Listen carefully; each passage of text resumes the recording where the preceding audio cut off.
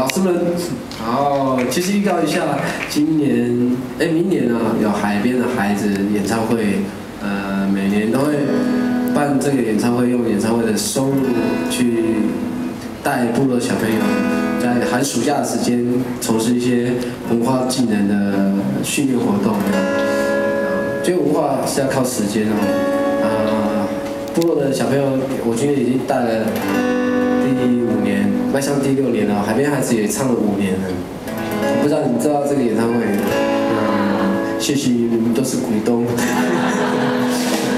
不过明年有一个很特殊的计划，我还在试试看。那也跟优凯有一个想法，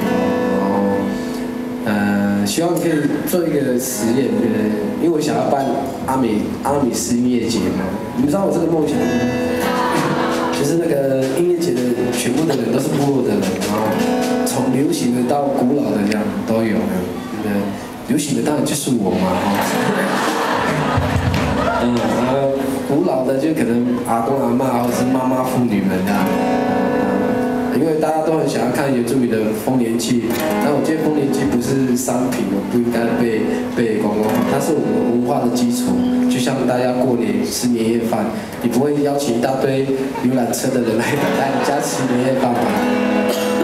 更何况你要跟他收钱也很奇怪啊。